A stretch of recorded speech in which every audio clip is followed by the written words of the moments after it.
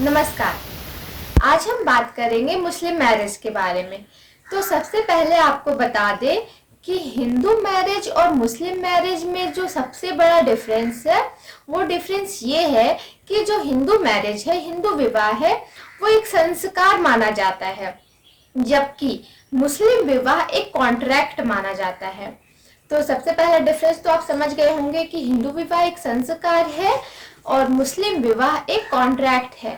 लेकिन बदलते समय में अब ये देखा जा रहा है कि हिंदू विवाह भी संस्कार के साथ साथ एक कॉन्ट्रैक्ट भी होता जा रहा है, क्योंकि जो कॉन्ट्रैक्ट के एसेंशियल होते हैं वो हिंदू विवाह में भी देखने को मिलने लगे हैं। अब बात करते हैं मुस्लिम मैरिज के बारे में। तो मुस्लिम मैरिज को कॉन्ट्रैक्ट इसलिए माना गया है शुरू से, क्योंकि जो कॉन्ट्रैक्ट के एसेंशियल्स होते हैं वो सारे फुलफिल करने पड़ते हैं मुस्लिम मैरिज में। जैसे कि पहला कंडीशन मैं आपको बता दूं कि कॉन्ट्रैक्ट का पहला कंडीशन होता है कि जो पक्षकार होते हैं कॉन्ट्रैक्ट करने के लिए वो सक्षम होने चाहिए, कम्पिटेंट होने चाहिए।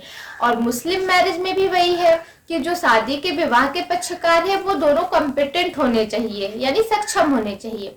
सेकेंड है कॉन्ट्रैक्ट का कि वो अनसाउंड माइंड होने चाहिए, यानी कि वो पागल जो व्यक्ति है एकदम स्वस्थ चित्त होने चाहिए।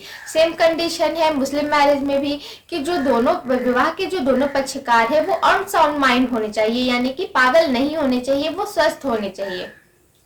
थर्ड कंसेंट है कि कॉन्ट्रैक्ट में दोनों पक्षकार का फ्री कंसेंट होना चाहिए। ऐसा नहीं कि दोनों के ऊपर कोई जोर जबरदस्ती दबाव है तभी वो कॉन्ट्रैक्ट कर रहे हैं। ठीक उसी तरह मुस्लिम मैरिज में भी ये बात आती है कि जो विवाह के दोनों पक्षकार है वो फ्री कंसेंट से शादी कर रहे हो, उन पर किसी का दबाव ना बन रहा हो।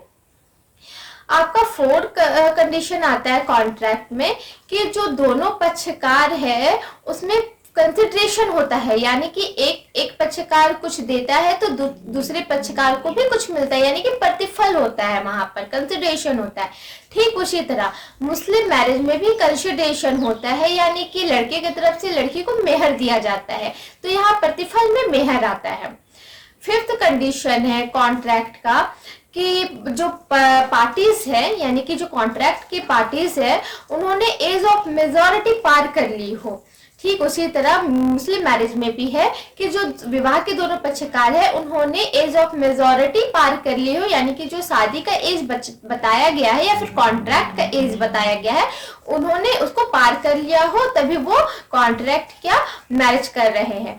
तो ये 5 कंडीशन जो है जो कि कॉन्ट्रैक्ट के लिए एसेंशियल होते हैं, ठीक उसी तरह मुस्लिम मैरिज के लिए भी एसेंशियल होते हैं। इसीलिए मुस्लिम मैरिज को शुरुआती तौर से ही एक अनुबंध, एक कॉन्ट्रैक्ट बताया गया है। तो आई होप ये नॉलेज आपको अच्छी लगी होगी, नॉलेज के लिए होगी। तो प्लीज चैनल को सब्सक्राइब, लाइक जरूर कर दें। धन्यवाद।